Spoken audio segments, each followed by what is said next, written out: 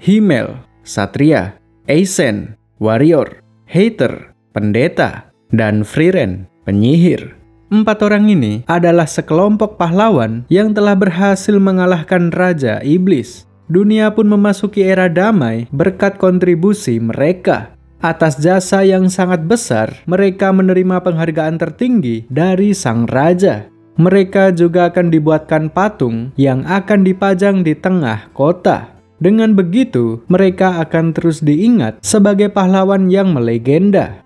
Semua orang berpesta merayakan hari yang membahagiakan ini. Sambil makan dan minum, para pahlawan sempat mengenang beberapa kejadian saat mereka melakukan perjalanan. Selama 10 tahun mereka bersama, banyak terjadi hal-hal kocak yang menghiasi petualangan mereka. Seringkali Frieren termakan jebakan monster yang menyamar sebagai peti harta karun. Atau saat Hater sempoyongan dan menjadi beban tim karena terlalu banyak minum. Momen-momen itu menjadi kenangan indah yang tidak pernah gagal menciptakan tawa.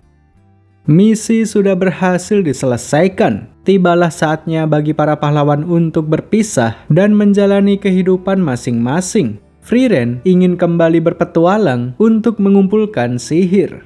Dia pun berpamitan dengan 3 rekannya, lalu kemudian pergi dengan santainya. Dia menjelajah hutan, tebing, gunung, sampai tidak sadar bahwa 50 tahun sudah berlalu. Frieren adalah seorang elf. Bagi bangsa elf, puluhan tahun adalah waktu yang sebentar. Persepsi mereka tentang waktu sangat unik karena mereka berumur panjang dan tidak menua. Frieren masih tetap kawaii meski sudah berumur ribuan tahun.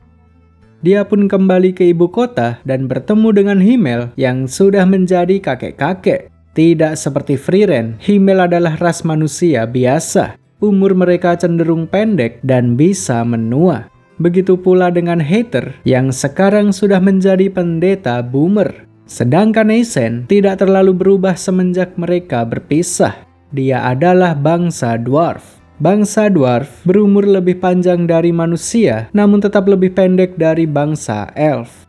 4 orang pahlawan ini kembali berkumpul untuk sekedar mengenang masa-masa indah yang telah lalu. Ini juga menjadi momen terakhir mereka bersama, karena tak lama setelah itu, Himmel tutup usia. Dia meninggal dengan memasang senyuman di wajahnya. Terlihat jelas bahwa dia begitu puas dalam menjalani kehidupannya selama ini. Frieren menangis tersendu-sendu melihat Himmel yang dikuburkan. Kenangan-kenangan yang indah muncul membanjiri ingatannya. Puluhan tahun mereka bersama terasa begitu singkat dari sudut pandang Frieren. Rasanya dia masih kurang mengenal Himmel selama ini. Kini semuanya sudah terlambat. Frieren hanya bisa menangisi kepergian Himmel. Menjadi elf yang berumur panjang memang harus siap ditinggal mati lebih dulu oleh orang-orang yang disayanginya. Setelah selesai menghadiri pemakaman Himmel, Frieren pun berpamitan dengan kedua rekannya. Dia sempat mengajak Eisen untuk ikut bersamanya dalam perjalanan mencari sihir. Namun Eisen harus menolak ajakan tersebut karena dia sudah terlalu tua untuk mengayunkan kapak. Akhirnya mereka berdua pun berpisah. Frieren kembali berpetualang seorang diri sampai tidak sadar bahwa 20 tahun sudah berlalu. Saat ini dia ingin berkunjung ke tempat Hater, namun tersesat di tengah-tengah hutan. Di saat dia kebingungan arah, tiba-tiba datang seorang bocah perempuan berambut ungu. Dia pun segera mengantar Frieren menuju ke rumah Hater yang tidak jauh dari situ. Bertemulah Frieren dengan Hater setelah berpisah selama 20 tahun. Saat ini, Hater merawat si bocah ungu seolah seperti anak sendiri. Namanya adalah Feren. Dia seorang yatim piatu, korban dari perang kontinen selatan. Selain menyapa seorang teman lama, Frieren datang ke sini juga menawarkan bantuan sebelum Hater tutup usia. Kebetulan sekali, Hater sedang mencari seseorang untuk mengawasi Feren. Jadi sebagai permintaan terakhir sebelum meninggal, Hater meminta Frieren untuk mengangkat Feren sebagai murid. Dimulailah proses latihan Feren yang dibimbing langsung oleh Frieren. Frieren cukup terkejut dengan kemampuan Feren yang bisa dengan cepat memahami materi yang diberikan. Artinya, Feren sudah memiliki bakat sejak dini. Mereka terus berlatih setiap hari tanpa kenal lelah. Feren akan dianggap lulus jika dia sudah bisa melubangi batu besar dari jarak yang sudah ditentukan. Tanpa terasa, 4 tahun telah berlalu semenjak pertama kali mereka bertemu. Feren yang tadinya terlihat sangat bocah, sekarang mulai tumbuh menjadi gadis remaja. Sementara Heather semakin menua dan semakin melemah. Sambil terbaring di ranjang, Heather meminta Frieren untuk membawa Feren pergi bersamanya. Dengan kemampuannya yang terus berkembang, dia pasti akan bisa berguna bagi Frieren. Bahkan dalam kurun waktu 4 tahun ini, dia sudah bisa melubangi batu besar yang menjadi target sejak awal. Frieren tak punya pilihan lain selain menerima permintaan ini. Lalu selang beberapa hari setelah itu, Heather akhirnya meninggal dengan tenang. Kini Frieren tak lagi sendirian dalam petualangannya. Dia memiliki Feren yang setia menemani kemanapun dia pergi. 2 tahun sudah mereka berkeliling dan membantu warga yang membutuhkan bantuan. Sampai pada suatu hari, tibalah mereka di sebuah kota dan bertemu dengan seorang nenek-nenek. Si nenek meminta bantuan untuk membersihkan patung Himmel yang sudah ditumbuhi tanaman liar. Sebagai pahlawan yang sudah sangat berjasa, rasanya tidak pantas jika patung Himmel dibiarkan tidak terawat. Frieren pun menggunakan sihir dan dengan mudahnya membersihkan patung tersebut. Kemudian setelah dibersihkan, muncullah ide untuk sekalian dihias saja. Kebetulan ada sebidang tanah kosong di sekitar patung tersebut. Frieren berpikir untuk menanam bunga supaya tempat ini terlihat lebih indah. Tiba-tiba Frieren teringat akan masa lalunya ketika bersama Himmel. Dulu, Himmel sempat berkata bahwa dia sangat menyukai bunga biru. Jadi Frieren berniat menanam bunga tersebut di sekitar patung Himmel. Namun sayangnya, bunga biru adalah bunga yang sangat langka. Berbulan-bulan mereka mencari, namun tak kunjung ketemu. Sampai pada suatu hari, mereka melihat seekor tikus hutan yang hobi memakan biji-bijian. Mereka memutuskan mengikuti tikus tersebut sampai ke sarangnya. Siapa sangka sarang tikus tersebut ditumbuhi bunga biru yang mereka cari-cari. Dengan ini, akhirnya Frieren bisa menghias patung Himmel dengan bunga yang disukainya. Frieren dan Feren kembali melanjutkan perjalanan. Di tengah-tengah jalan, Frieren sempat terkejut dengan pertumbuhan Feren. Dia sudah bertambah tinggi dan juga semakin berisi. Seringkali Frieren melirik tete Feren dan membandingkannya dengan tetenya sendiri. Inilah kutukan dari bangsa elf. Mereka memanglah awet muda, akan tetapi tetenya juga segitu-segitu saja. Setelah beberapa lama berjalan, tibalah mereka di sebuah desa kecil. Desa ini dulunya sempat diserang oleh iblis raksasa yang bernama Qual. Tim Himmel lah yang sudah menyelamatkan desa ini dengan cara menyegel iblis tersebut. Kala itu, Frieren dan kawan-kawan hanya bisa menyegelnya karena mereka belum cukup kuat untuk membunuhnya. Semakin lama, segel tersebut akan semakin melemah. Akan sangat berbahaya jika iblis itu lepas dari segelnya. Oleh sebab itulah, Frieren datang ke sini untuk menghabisinya. 80 tahun lamanya Qual tersegel. Sudah ada banyak hal yang berubah semenjak saat itu.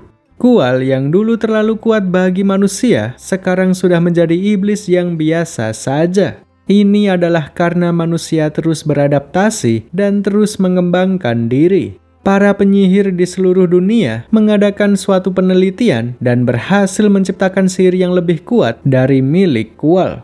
Feren mampu menghadang semua serangan Qual hanya dengan menggunakan sihir pertahanan standar. Kemudian pertarungan ini diselesaikan oleh Frieren dengan hanya sekali serang saja. Dengan begini, para penduduk desa sudah tidak perlu khawatir lagi. Tidak lagi disegel, tapi sekarang Qual sudah benar-benar lenyap dari dunia. Feren dan Frieren kembali melanjutkan perjalanan. Kali ini, mereka mampir ke tempat Eisen. Sudah 30 tahun lamanya semenjak terakhir kali mereka bertemu. Sama seperti perlakuannya kepada Heather, Frieren menawarkan suatu bantuan kepada Eisen sebelum dia tutup usia. Eisen pun mengajaknya menjelajahi suatu tempat untuk mengambil buku sihir peninggalan dari penyihir legendaris yang bernama Flame. Flame adalah penyihir yang sangat kuat yang berasal dari ras manusia. Dialah juga orang yang sudah membimbing Frieren menjadi penyihir hebat seperti sekarang ini. Setelah beberapa lama mencari, buku itu pun akhirnya ditemukan. Isinya adalah informasi rahasia tentang keberadaan surga. Tertulis bahwa tempat tersebut sangat indah dan dihuni oleh arwah orang-orang yang sudah meninggal. Lokasinya berada di ujung utara di sebuah daerah yang bernama Ende. Di sanalah juga tempat istana Raja Iblis berada. Jadi di balik sebuah kegelapan tersembunyi suatu keindahan. Eisen meminta Frieren untuk mencari keberadaan surga tersebut. Nanti jika sudah ketemu, Frieren diminta berbicara kepada Himmel yang sudah lama meninggal. Saat upacara pemakaman 30 tahun yang lalu, Frieren sempat mengatakan bahwa dia merasa kurang mengenal Himmel. Jadi ini akan menjadi kesempatan baginya untuk menebus penyesalannya. Inilah permintaan terakhir Eisen sebelum dia meninggal. Berangkatlah mereka menuju ke Ende. Mereka yang tadinya berpetualang tanpa arah, sekarang sudah memiliki tujuan yang jelas. Mereka pun berjalan memasuki sebuah hutan. Kebetulan di hutan ini terdapat monster yang memiliki kekuatan ilusi. Feren dibuat melihat bayangan Heather. Sementara Frieren dibuat melihat bayangan Himmel. Untungnya, Frieren berkarakter dingin dan cenderung tidak peduli. Jadi teknik ilusi seperti ini sama sekali tidak mengguncang pikirannya. Tanpa ragu dia menembak dan berhasil membongkar persembunyian si monster tersebut. Kemudian disusul dengan serangan Feren yang membuat monster itu lenyap dari dunia. Setelah itu mereka segera melanjutkan perjalanan hingga tiba di sebuah sarang naga merah. Di sarang itu terdapat kitab sihir yang tentu membuat Frieren ngiler. Oleh sebab itulah dia ingin mengalahkan si naga merah lalu mengambil kitab tersebut. Frieren memerintahkan Feren untuk menyerang. Namun serangan sihirnya sama sekali tidak mempan terhadap naga tersebut. Akhirnya mereka pun terpaksa mundur untuk mengatur ulang strategi. Frieren sempat terpikirkan untuk merekrut seorang petarung supaya ada yang melindungi mereka di garda depan. Kebetulan, Eisen sempat merekomendasikan muridnya yang bernama Stark. Berkunjunglah mereka ke sebuah desa yang tidak jauh dari sarang naga tersebut. Frieren ingin mencari Stark yang dikabarkan tinggal di desa ini. Tak perlu waktu yang lama, mereka langsung bertemu dengan Stark. Seorang pemuda berambut merah yang membawa kapak sebagai senjata andalan. Dia bersedia bergabung ke dalam tim, lalu keesokan harinya mereka segera mendatangi sarang si naga merah. Rencana awal mereka adalah Stark akan memancing perhatian si naga, lalu serangan utamanya diserahkan kepada Frieren. Namun dalam prakteknya, Stark tanpa sadar mengeluarkan kemampuan terpendamnya. Saking fokusnya dia dalam pertarungan, dia sampai tidak sadar bahwa naga itu sudah mati. Semua ini berhasil diselesaikannya sendirian saja. Di momen inilah Stark baru menyadari bahwa dirinya sangat kuat. Atas keberhasilan dalam mengalahkan naga merah, mereka bertiga mendapatkan apresiasi yang besar dari warga sekitar. Setelah itu mereka berpamitan dan melanjutkan perjalanan menuju ke surga. Tibalah mereka di sebuah kota besar yang dijaga oleh militer kerajaan.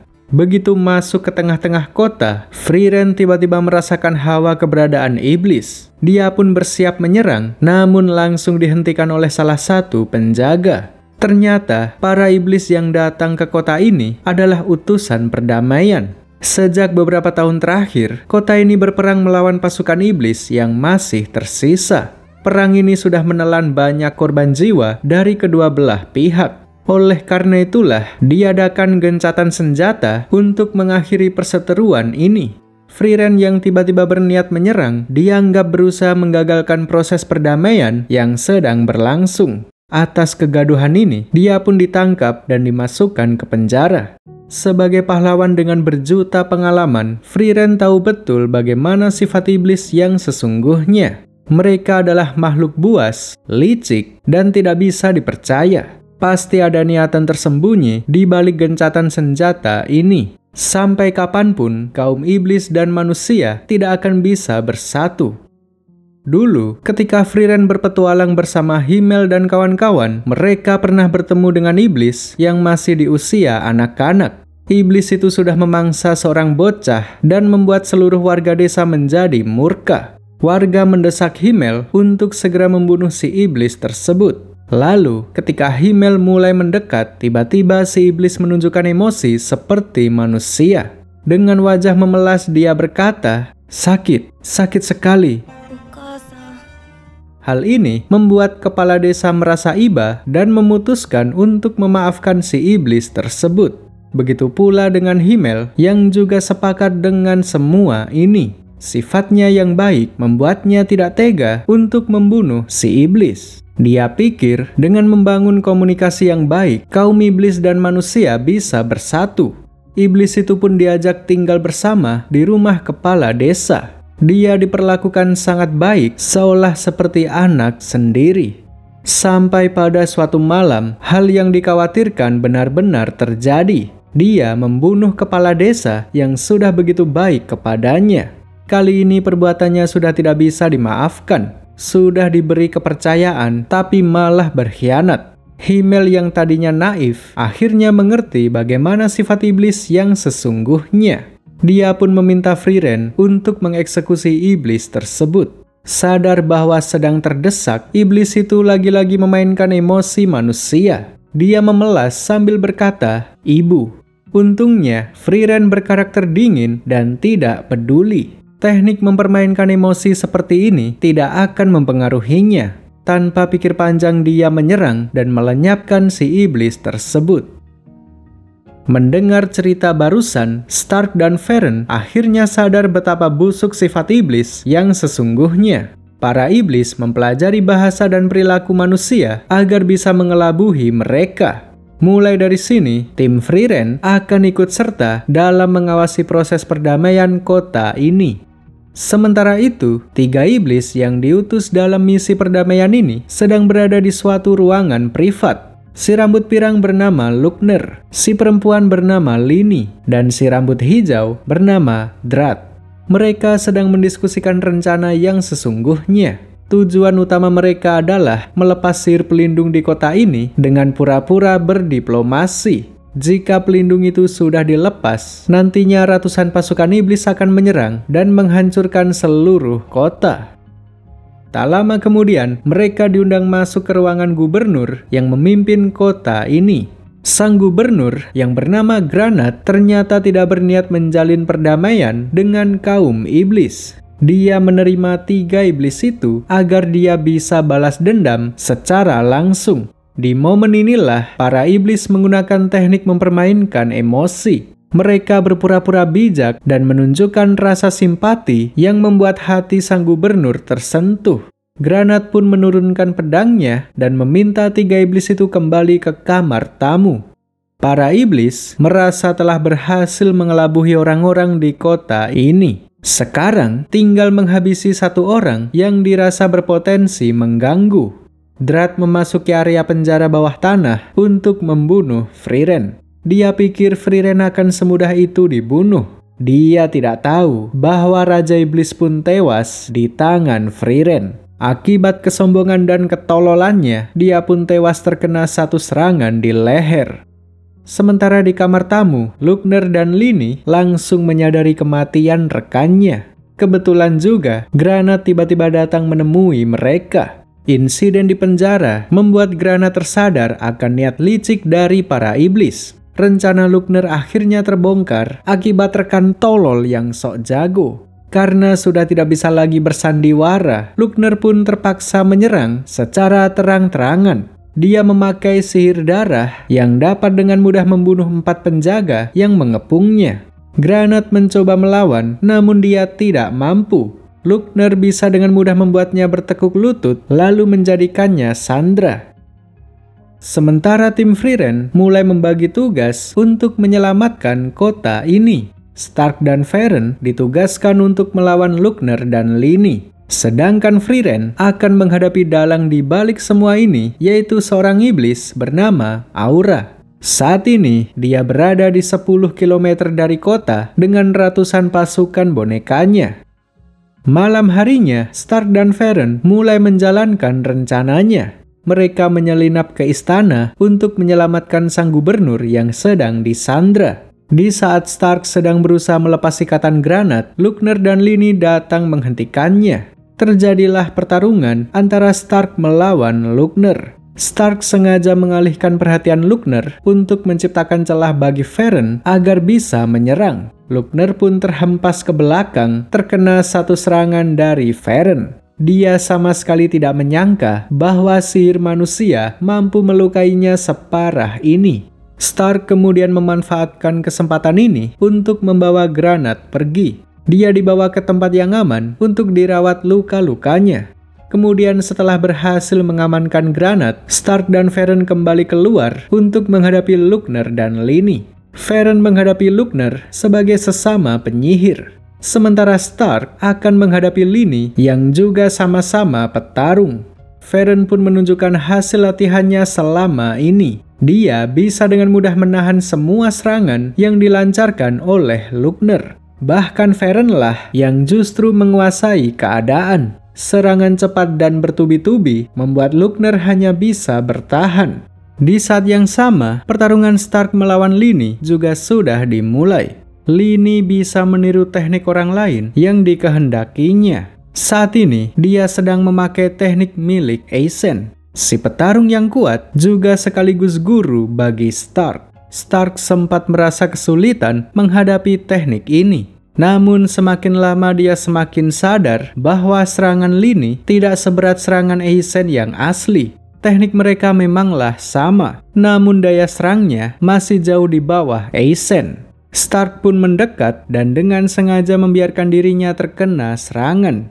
Trik ini berhasil mengejutkan Lini. Dia tidak menyangka bahwa Stark tidak menghindar. Lalu dalam posisi yang tidak siap, Lini terkena satu serangan balasan dari Stark yang secara instan menewaskannya. Kematian Lini membuat Lugner kehilangan fokus karena saking terkejutnya. Tanpa sadar dia melakukan kesalahan fatal, yaitu memalingkan pandangannya dari Varen. Kesempatan ini pun dimanfaatkan oleh Varen untuk melancarkan serangan yang kuat. Serangan itu tepat mengenai jantung Lugner yang membuatnya tewas seketika.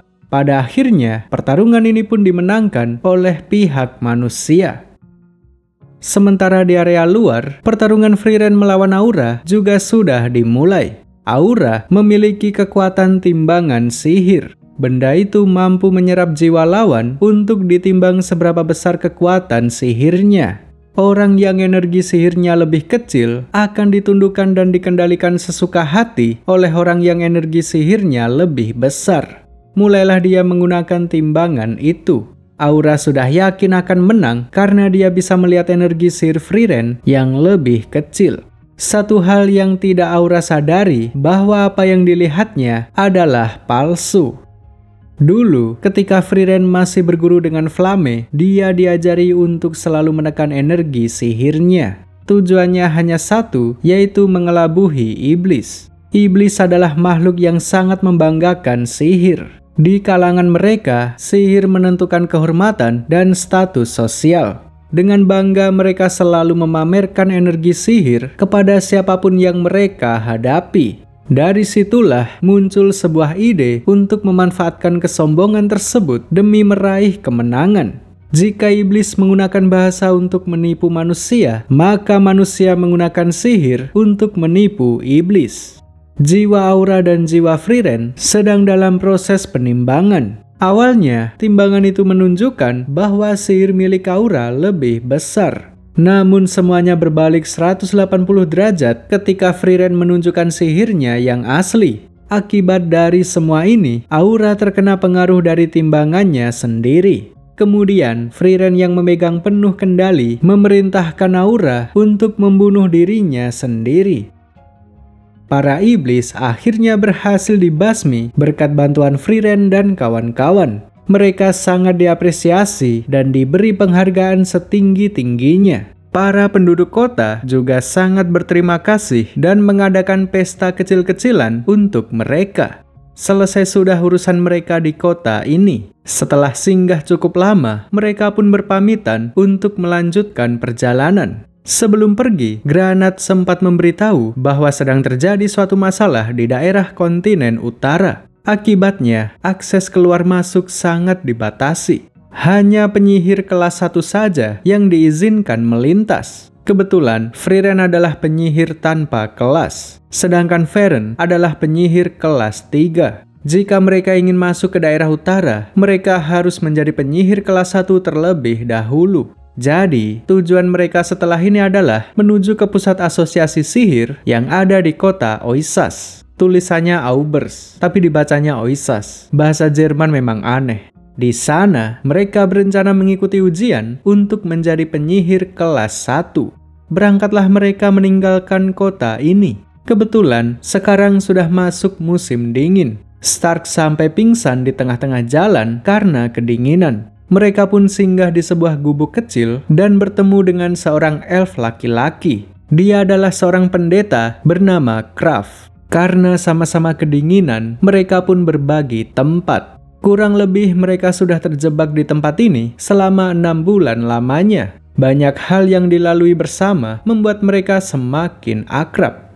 Kini badai salju sudah berhenti. Sekaranglah saatnya bagi mereka untuk berpisah. Mereka terus berjalan dan berjalan hingga akhirnya tiba di daerah yang tidak tertimbun salju. Di cuaca yang panas ini, Frieren bertemu dengan seorang pria yang terjebak di rawa hisap.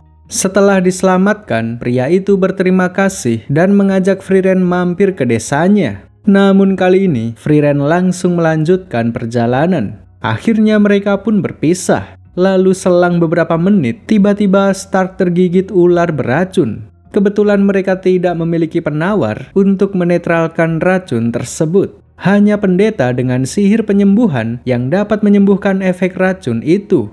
Jadi, mereka memutuskan untuk mampir ke desa setempat untuk mencari pertolongan.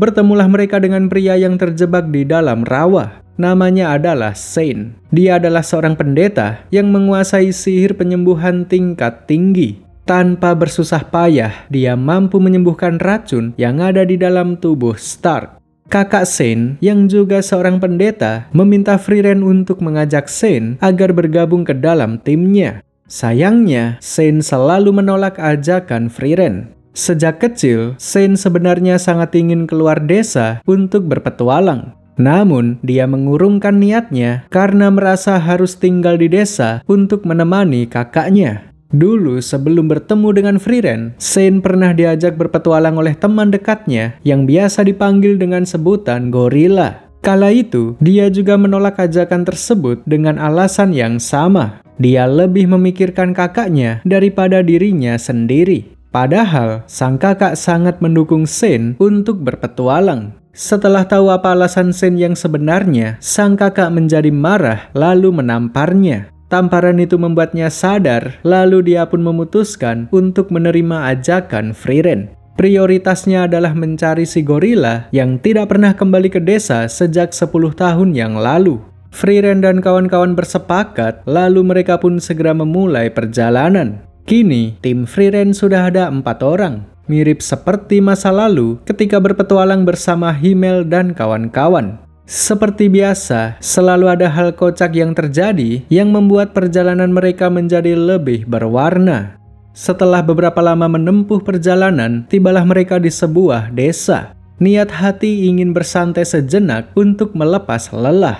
Sayangnya mereka tidak bisa melakukan itu karena desa ini sedang tidak baik-baik saja. Semua penduduk di sini tertidur akibat suatu kutukan. Orang yang terkena kutukan ini masih bisa dibangunkan dengan sihir milik Saint. Namun itu tidak permanen, karena setelah 5 detik mereka kembali tertidur. Jadi, satu-satunya cara untuk melepas kutukan ini adalah dengan membunuh penyebabnya. Kutukan ini terus aktif sampai mempengaruhi Stark, Farron, dan bahkan Frieren. Inilah waktunya bagi Saint untuk menunjukkan kemampuannya. Sebagai seorang pendeta, dia memiliki kekuatan khusus yang membuatnya kebal terhadap kutukan ini. Dia pun berjalan seorang diri mendatangi monster bunga yang sudah menyebabkan semua ini. Saint sempat merasa kesulitan menghadapi monster tersebut. Meski kebal terhadap kutukan, namun dia tidak menguasai sihir serangan yang kuat. Sihir utama dari seorang pendeta adalah sihir penyembuhan. Jadi, dia benar-benar tidak memiliki kesempatan dalam pertarungan ini. Akhirnya, Shen memutuskan untuk membangunkan Frieren. Lalu, hanya dengan sekali serang saja, Frieren berhasil menghabisi monster itu. Para penduduk desa akhirnya terbangun dari tidurnya. Desa ini pun kembali beroperasi seperti biasa. Tim Frieren kembali melanjutkan perjalanan. Di dalam tim ini, Shen adalah satu-satunya anggota yang tidak permanen. Dia bergabung untuk mencari si gorila yang sudah menghilang selama 10 tahun. Saat ini, mereka tiba di sebuah desa tempat terakhir kali Shen dan gorila bertemu. Shen pun bertanya kepada penduduk lokal apakah gorila pernah datang ke sini dalam 10 tahun terakhir. Hampir semua orang yang ditanya menjawab tidak tahu. Kemudian Shen diarahkan untuk bertanya kepada seorang nenek-nenek yang katanya sangat akrab dengan gorila. Setelah ditanya, nenek itu memberikan satu syarat sebelum dia memberikan informasi tentang si gorila. Mereka diminta untuk membersihkan patung pahlawan yang dulu pernah menyelamatkan desa ini. Secara mengejutkan, pahlawan yang dimaksud bukanlah Himmel dan kawan-kawan, melainkan dua orang generasi lama yang sudah terlupakan. Yang satu tidak dikenal, yang satunya lagi adalah Kraft, seorang pendeta yang ditemui tim Frieren saat singgah di gunung bersalju. Setelah selesai membersihkan patung tersebut, sesuai janji, si nenek memberikan info di mana gorila berada. Saat ini, gorila berada di sebuah kota yang bernama Tur. Lokasinya berlawanan arah dari kota Oisas yang menjadi tujuan utama Frieren. Oleh karena itulah, Shen terpaksa keluar dari tim. Dia akan menuju ke kota Tur untuk mencari temannya. Akhirnya tim Frieren kembali ke settingan pabrik. 3 orang ini berjalan perlahan menuju ke kota Oisas. Mereka terus berjalan mendaki gunung, melewati lembah, dan menyeberang sungai yang mengalir indah. Setelah cukup lama berjalan, tibalah mereka di kota Oisas, sebuah kota besar yang menjadi pusat biro sihir. Sesuai rencana, mereka mendaftar sebagai peserta dalam ujian kenaikan tingkat penyihir. Kecuali Stark karena dia bukan seorang penyihir. Jadi selama proses ujian berjalan, dia hanya akan nongkrong di warung. Dalam ujian pertama, para peserta dikelompokkan secara acak dengan peserta lain. Feren dikelompokkan bersama Len dan Yubel. Sedangkan Frieren dikelompokkan bersama Lawine dan Kane, 2 orang penyihir muda yang cukup kawaii. Dalam ujian tahap pertama ini, para peserta diminta menangkap seekor burung yang disebut dengan Stile. Burung itu adalah binatang sihir yang bisa terbang secepat roket. Peserta akan dinyatakan lulus apabila berhasil menangkap burung itu dengan kondisi tim yang masih lengkap 3 orang. Setelah cukup memberi penjelasan, panitia pun segera memulai ujian. Tim Frieren sempat beberapa kali bertemu dengan burung Stile, namun mereka selalu gagal ketika mencoba menangkapnya. Burung itu benar-benar melesat seperti roket setiap kali mendeteksi energi sihir milik para peserta. Dari beberapa kegagalan tersebut, Frieren terpikirkan sebuah ide cemerlang yang memungkinkannya untuk menangkap Stile tanpa bersusah payah. Di saat tim Frieren sedang menyusun rencana, tim Feren saat ini sudah berhasil menangkap Stile dengan begitu mudahnya. Namun, ujian ini belum selesai dengan begitu saja. Setelah berhasil menangkap si burung, mereka harus mempertahankannya agar tidak direbut tim lain. Disinilah letak ujian yang sesungguhnya. Para peserta diizinkan untuk merebut Stile dari tangan tim lain. Saat ini, tim Feren terpaksa bertarung melawan tim lain yang ingin merebut Stile dari tangan mereka. Sementara tim Frieren mulai menjalankan rencana uniknya. Mereka membekukan danau dan mengaliri beberapa sumber air dengan energi sihir. Tujuannya adalah untuk memancing Stile agar datang ke sumber air yang tidak dialiri sihir. Frieren menunggu di tempat tersebut sambil menekan energi sihirnya sampai titik 0. Dengan cara ini, dia berhasil membuat Stile bertengger di pundaknya. Lalu dengan sihir ikatan, Frieren akhirnya berhasil menangkap si burung roket tersebut. Namun tak lama setelah itu, dia langsung dihadang oleh tim lain. Mereka ingin merebut Stile yang sudah susah payah Frieren dapatkan. Pertarungan pun terjadi di berbagai tempat dalam waktu yang bersamaan. Feren sedang menghadapi seorang penyihir wanita bernama Ehre. Pemenangnya sudah pasti Feren. Iblis saja tewas menghadapinya. Penyihir kelas bawah seperti Ehre tidak akan sanggup melawan Feren.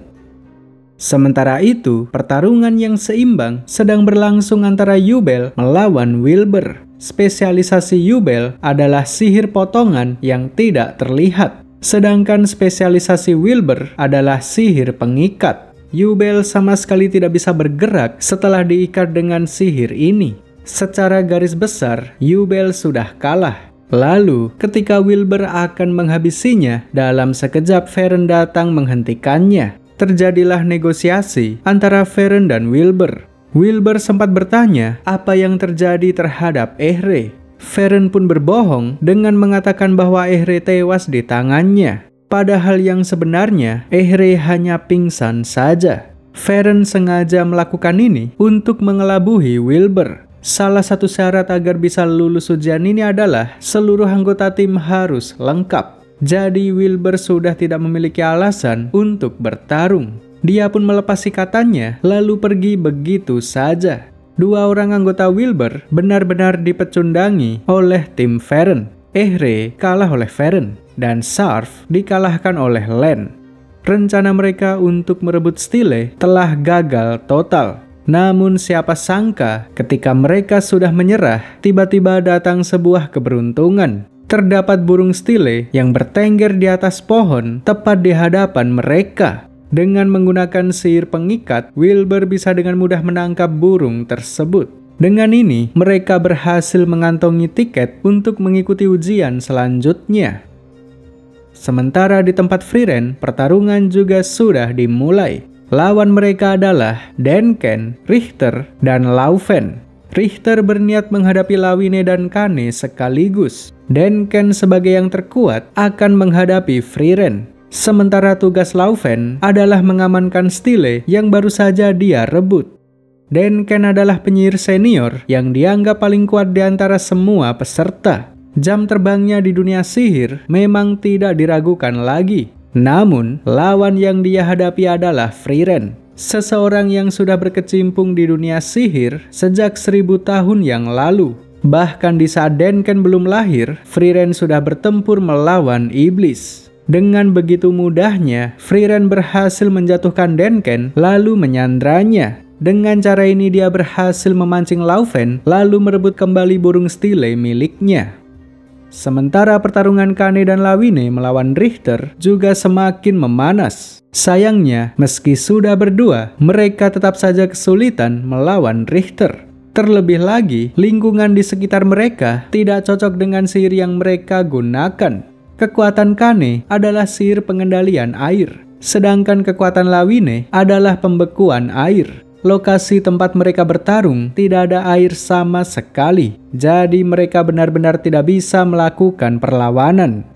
Frieren yang menyadari semua ini berusaha membantu mereka secara tidak langsung.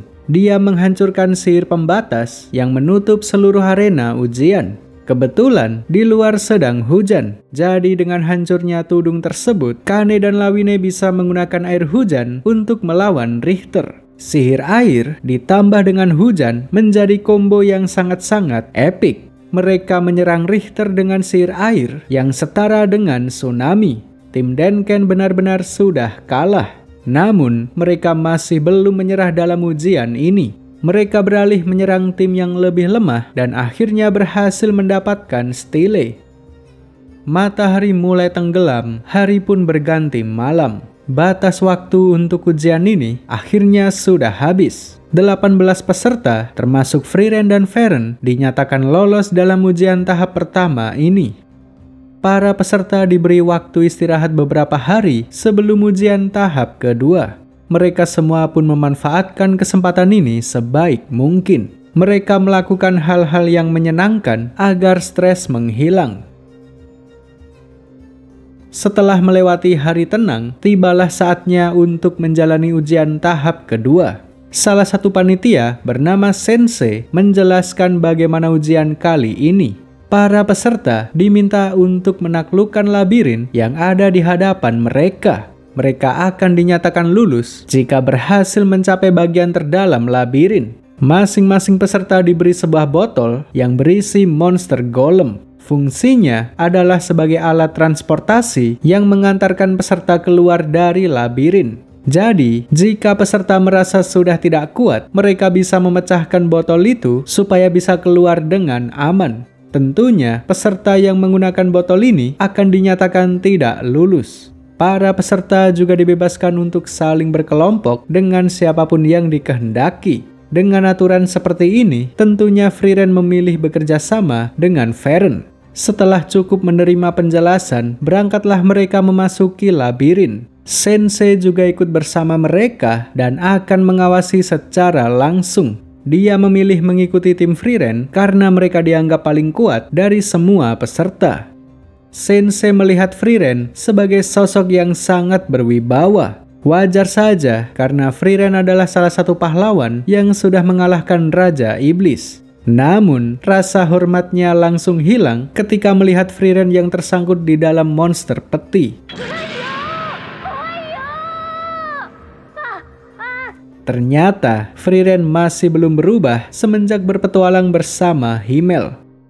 Semakin dalam mereka menjelajah, semakin berbahaya pula ancaman yang datang. Labirin ini mampu menciptakan tiruan dari para peserta. Tiruan tersebut sangat sempurna, sampai-sampai bisa memakai sihir yang sama kuatnya dengan yang asli. Jika demikian, maka yang paling berbahaya di sini adalah tiruan Frieren.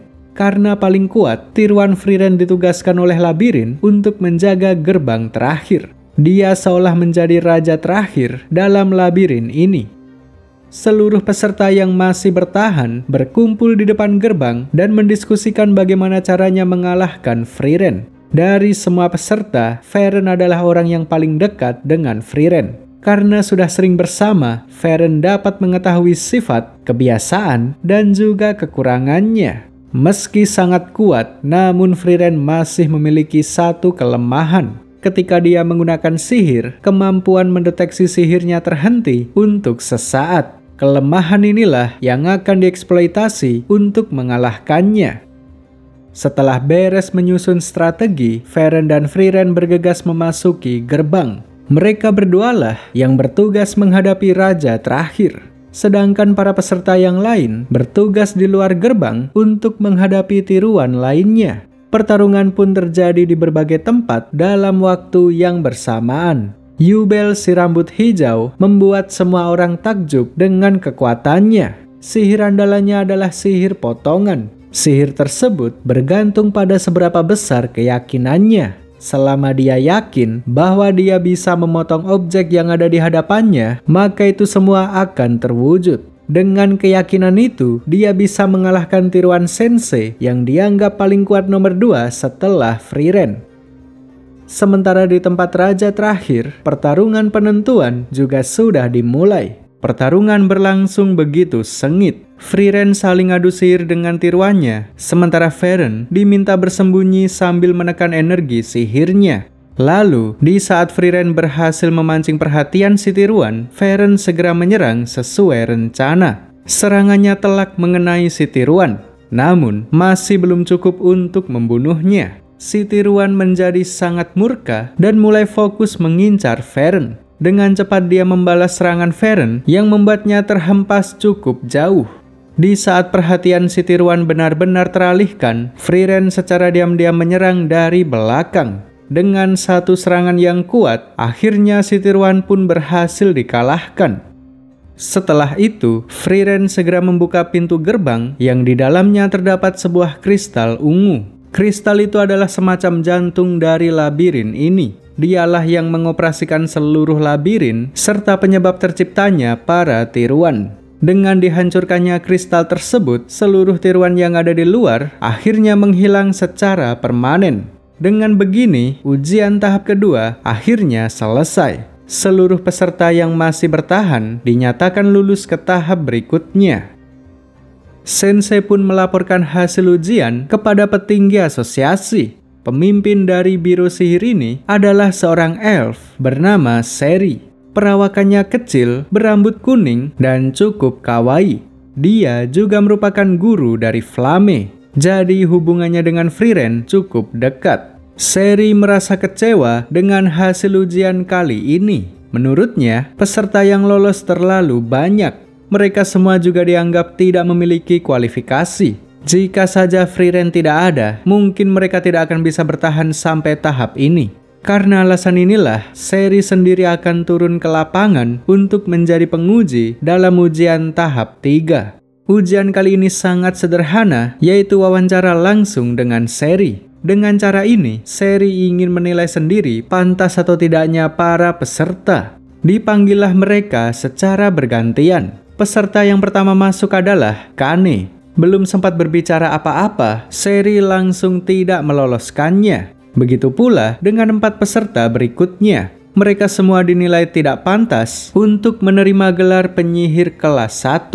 Kemudian setelah itu, tibalah giliran Frieren. Berbeda dari 5 orang yang sebelumnya, mereka mengobrol cukup lama. Meski tahu bahwa Frieren sangat kuat, serta salah satu pahlawan yang sudah mengalahkan Raja Iblis, Seri tetap tidak meloloskannya. Alasannya sederhana, karena Frieren tidak memiliki ambisi. Sejak awal, tujuannya mengikuti ujian ini hanyalah untuk memenuhi syarat masuk kontinen utara. Gelar dan kejayaan bukanlah sesuatu yang menarik perhatiannya. Karena alasan itulah, Frieren tidak diluluskan.